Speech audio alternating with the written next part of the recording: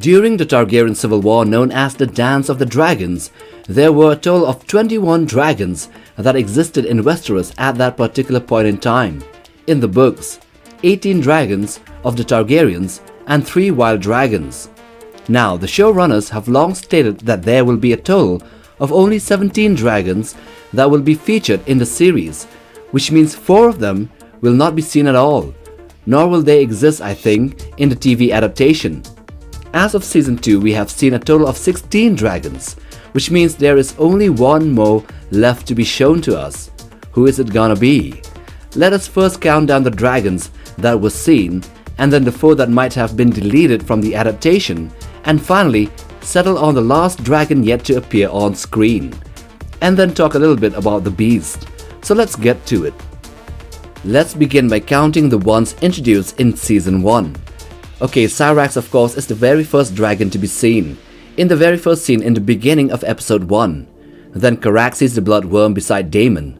Then we also have Meleys the Red Queen with Rhaenys and Seasmoke right beside her, flying to King's Landing along with the Velaryon fleet. We then managed to get Virmax very early on, as a small and fledgling juvenile dragon. Then Dreamfire was showcased for just a little bit, although it is still debated whether it was her or Seasmoke.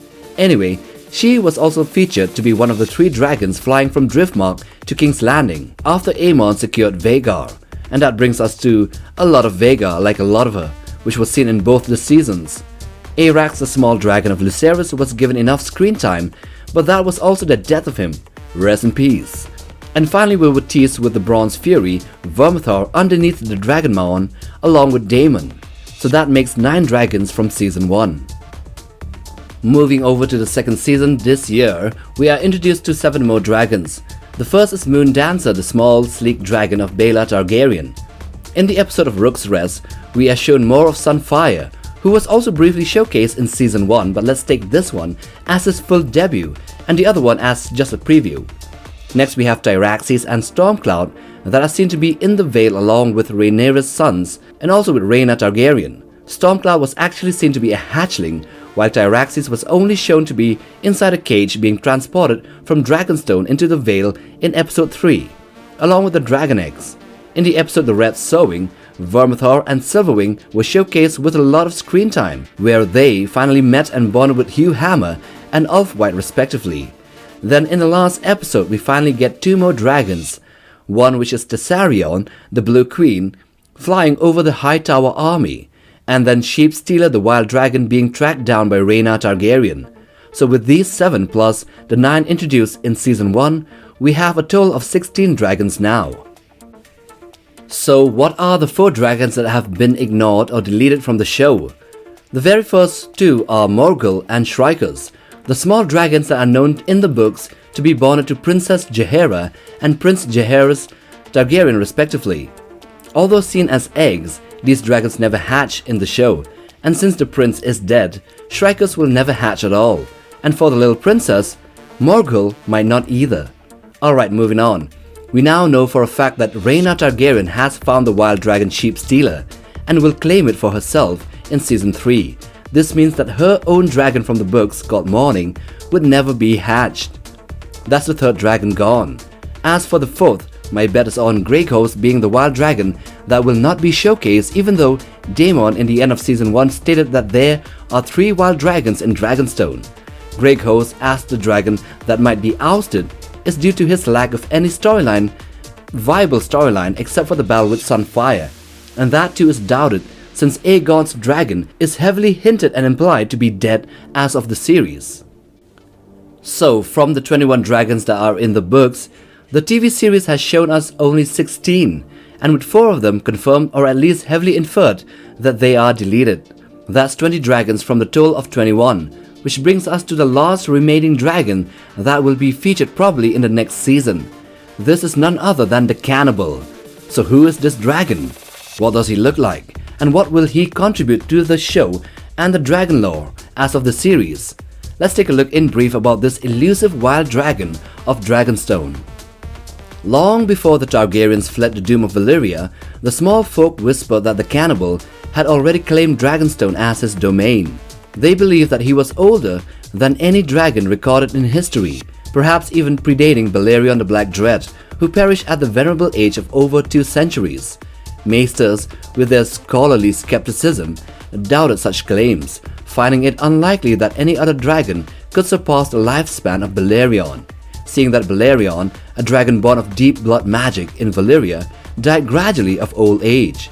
So the age of the cannibal is still in question. Anyway, this dragon by appearance was coal black in color with baleful green eyes, it being the largest and oldest of the wild dragons that roam the skies of Dragonstone. His name, the cannibal's infamy, stems from his insatiable appetite for his own kind. Unlike any other dragon, he was the only one known to attack and devour the other dragons of House Targaryen. He feasted on the carcasses of the dead dragons, descending upon the hatcheries of Dragonstone and gorging himself on newborn hatchlings as well as unhatched eggs, omelettes. It was this gruesome diet that earned him his dreaded name, the cannibal. The reason why he had a taste for other dragons is still unknown, but one of the reasons, speculations, is that he is maybe of another dragon line, a breed of dragons that isn't related to the Targaryen ones, one that maybe fled the doom of Valyria or was chased off by the other dragons to the island. As such, he might be inclined to reduce the population of the others, taking it as a threat to the survival of his own line by instinct, which may be the other wild dragons. This habit is seen to be quite common in the animal world, where propagation of one's genetic lineage is quite unmerciful, but also necessary. But despite his monstrous name, the cannibal rarely preyed upon humans, unless they were foolish enough to disturb him in his solitude and try to claim him as they did during the Red Sowing.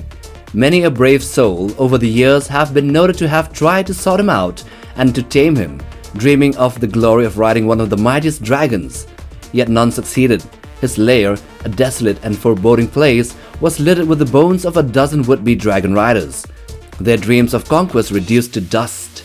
Yet in the series, he should have also been seen alongside Sheep-stealer, Vermithor and Silverwing during the Red Sowing of the dragon seeds within the Dragonmont. But this was not so, and maybe his story would be later revealed in depth in the upcoming seasons, with a few slight changes. As for how big the cannibal would be is still unknown, but it is said that he was the biggest and the mightiest of the wild dragons. It would no doubt be bigger than Sheep-stealer in the show, that's for sure, but definitely not as big as Balerion or Vhagar, as due to that size and strength attributed to him and his preference for dragon meat, he would have consumed all the Targaryen dragons of Dragonstone one by one. If he was as big as Balerion or as Vhagar, and being a wild dragon, the cannibal would have surely contested and defeated Vermithor too, maybe killing or chasing him and Silverwing from the Dragonmont, and Seasmoke would have become a full-course meal, while Syrax, Meleys, and the others are meal preps for the entire week. So my best guess would be that the cannibal, being larger than Sheep-stealer, would himself be around the size of Meleys or Caraxes, and that he would be residing in a more distant cavern on the eastern slopes of the Dragonmont in Dragonstone. But my biggest fear is that the showrunners might just portray him as an egg thief, as a small dinosaur raptor-like dragon that feeds on eggs like an oviraptor from the Jurassic World Dominion, thus giving him a name Cannibal cause he eat the other dragon eggs. I pray this would not be so, and they would settle with a Meleys or a Silverwing-sized black dragon. And with that, we come to the end of the video on the last dragon yet seen in the series House of the Dragon. Now if you like this one, then watch this one too, and do check out our channel for other dragon and monster content. We might have things we haven't seen before. Like, subscribe, and we'll see you in the next video. Take care, guys.